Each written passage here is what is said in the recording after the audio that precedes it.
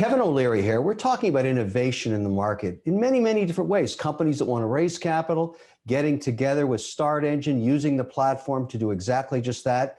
Equity crowdfunding is exploding in the market because it has so many really interesting attributes. And today we're talking with another company that's planning on using it, Sugarfina. I've got Scott here. Let's talk about Sugarfina, Scott. What is Sugarfina all about? Let's start there. Talk about your business. And let's talk about the various avenues you're looking at in terms of raising capital and why we're together here at StartEngine. Well, sure. Good morning, Kevin and everyone. Sugarfina is a luxury boutique candy brand. It's known, some people think of it as the Tiffany's of candy. We've got a nice collection of candies from around the world, artisanal candies. We work with artisanal candy makers from around the world. We bring the product in and we bring it back out to market in a nice way in our bentos and our cubes in a way that's for instant giving and self-treating. Well, I know your brand quite well, actually. It's you know, in a way, you innovated packaging for candy. The see-through boxes, people just loved the way it looked as a gift. The quality was there. Everybody has a sweet tooth, but when you actually present it the way you do, you build a brand around packaging. Very, very innovative, I think, no question.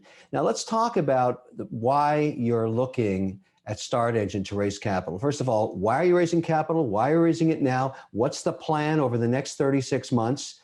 And what you see as the benefits of using equity crowdfunding? Sure, and I'd like to go back on the packaging. Our packaging is really interesting. Both the bentos and the cubes that you referenced there. They're protected by over 45 patents and trademarks. So we're in a very, very nice positioning in the market and that luxury place. And so it's very protected. And we see tons of growth opportunities, both domestically and internationally.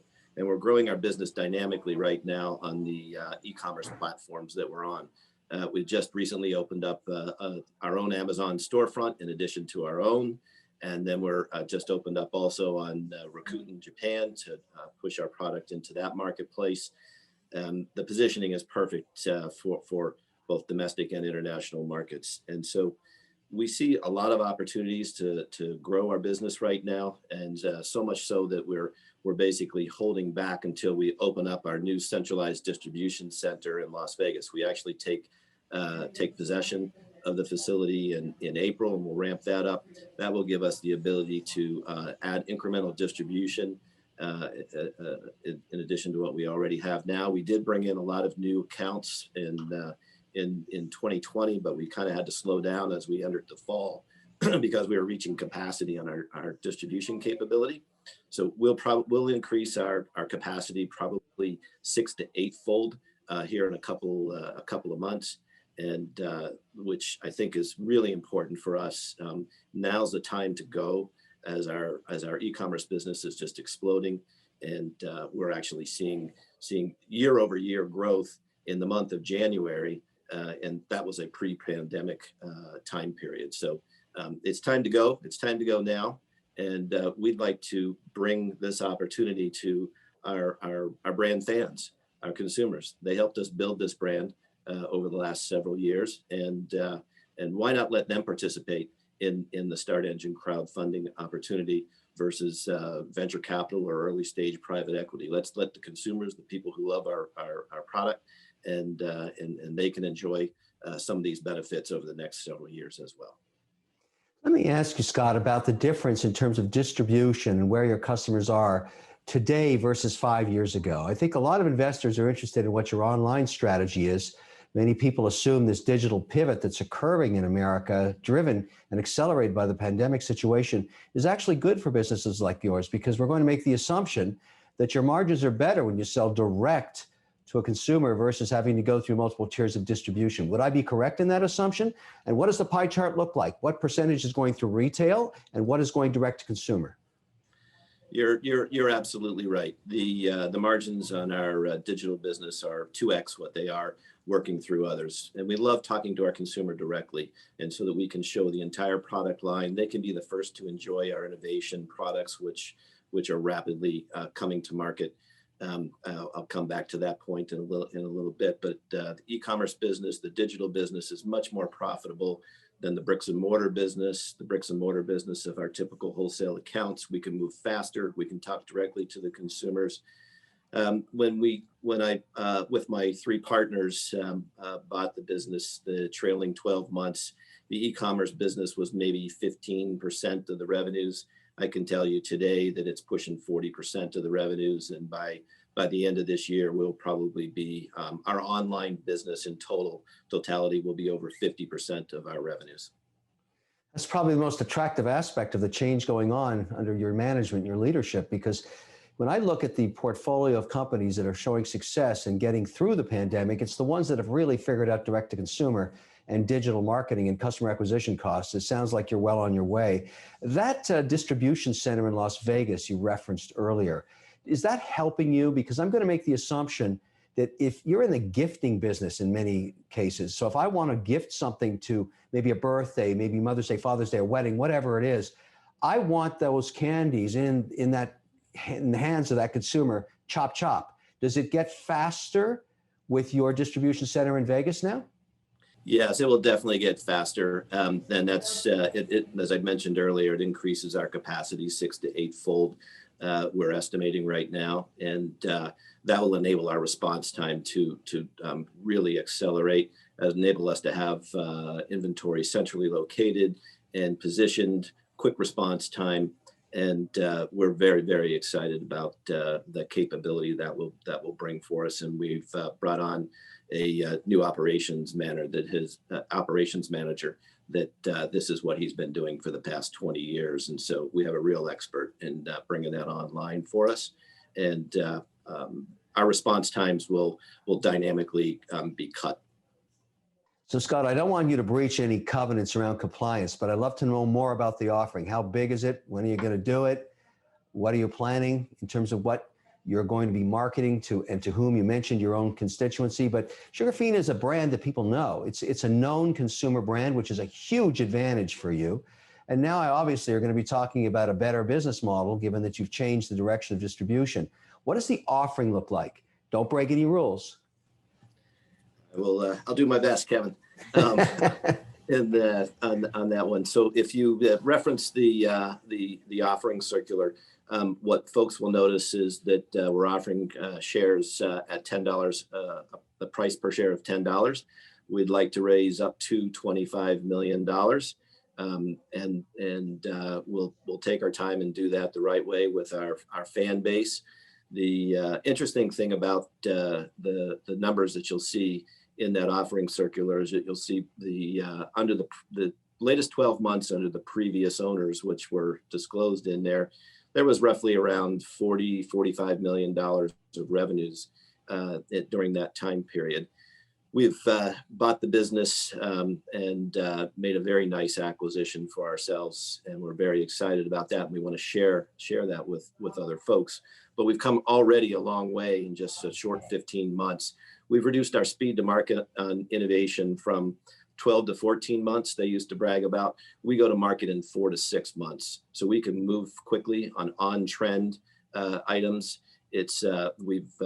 I've built a very, very strong leadership team here. It's not a team of one. It's a team of 8 to 10 folks. We swarm it. We move fast. It's collaborative. It's transparent. We attack. The competition is out there in the marketplace. We are here to take market share as fast as possible. I love it when there's confusion and fear in the marketplace. That's when we'll win. And that's why we're building that distribution center. That's why we're accelerating innovation. We have a new product planned for every month of the year in 2021.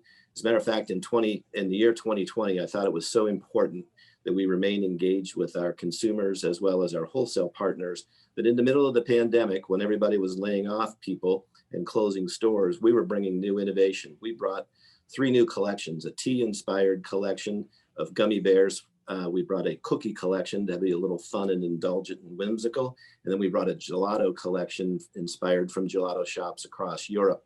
All 3 of those collections rocketed to our bestseller list. And it gave us a really nice engagement. It kept the team here, actually. It gave them something to do during the pandemic. We had a lot of fun with it, and we're just getting started. So we'll be bringing out a new product every month this year. We've got some fantastic collaborations that we can't talk about yet. But there's, for instance, one of the biggest trends in the alcoholic segment of the country right now is seltzers. So you can just imagine what a gummy bear infused with real hard seltzer is, how well that's going to go. So we can imagine that. We can't talk about it, we can imagine it. So we're excited about those things. And I can tell you, during the holidays this past year, well, the old company in their latest 12 months of owning the business did 45 million in revenues, as disclosed in the circular. Our number one product for holidays is our famous Advent calendar. We sold 3 times more Advent calendars in the holiday season than the previous company did. So, one of the things about having a brand that people know, it gives you a bit of an advantage in terms of different opportunities to finance. You could have gone to private equity, you could have gone to the hedge fund market, you could have gone to the venture funds, and yet here you are on the StartEngine platform. Talk to me about that decision process. What brought you here and how'd that road work out? My partners and I discussed it very carefully. We could do this without raising outside capital out of internally generated cash flows. That said, the number of opportunities that keep coming at us is just amazing. I haven't seen this velocity of opportunities in a while in my career, and I've been in some pretty interesting industries in hospitality with brands like Marriott and Caesars in the gaming business. And then I worked on turning around Levi Strauss, and then commercialized a couple of other small businesses like Bolthouse Farms. But this company there's something really interesting about this brand. There's probably not a couple of weeks that go by that we don't get approached by another hot on-trend brand out there in the marketplace, be it in food, beauty, fashion, that wants to do something with us.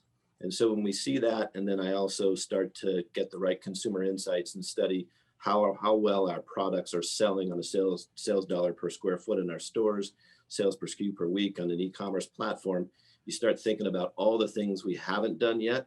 The opportunities are there for us. So we wanted to raise money quickly and now, and we thought the StartEngine platform and crowdfunding was the way to do that, so we could get after it right away and have those folks, our fans, enjoy some of the benefits as well. And who wants to give away all the upside to private equity or venture capital? Let's give it to our consumers. I'm really intrigued because I love innovation, I love disruption, and that's one of the reasons I've partnered up with StartEngine, because I want there to be options for entrepreneurs like you.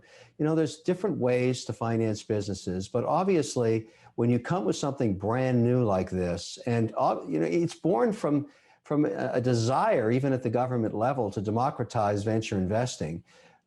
It's very intriguing to, we always made the assumption that we'd get small entrepreneurs that wanted to just take a stab at raising the first $1,070,000, which was the first, range with the CF financing. But all of a sudden, big brands, big consumer brands like you have come along and started to use the platform. And I'm going to make the assumption, and maybe you can verify it here, that there's something magical about having a brand inside someone's head for a product and a service. Obviously, if they're coming back and buying them again for themselves or as gifts, and then all of a sudden making them partners for the long run in the equity of the business. That's what I find so unique about equity crowdfunding. That's what StartEngine's so good at, and why I've gotten even my own companies involved in this. How much of that is in the decision-making process for you to create this long partnership? Because, private equity funds raise money, they put a 5 to 7 year time limit on it, and then they start squeezing your head for liquidity. I don't think that's going to happen with Sugarfina. People are going to use this as a gift for their whole lives. Is it your assumption that longevity gets you a different kind of shareholder? Yes, we're definitely in it for the long term, and that did factor into our decision making. We didn't want to take on capital that was friendly at first, and then once they saw a great opportunity to exit and make a strong return, that it was hit the doors right away. We want to continue to build brand equity for our followers and our investors. We intend to be long-term owners of this business. We're so excited about it. That's when we first saw it, we just loved the positioning of the brand and the positioning of the packaging and the, that it's like you mentioned earlier, once you kind of, you alluded to the gifting aspect of it. Well, our target consumer, she's a professional, affluent woman that, ranges, quite frankly, from being tweens up to Gen X.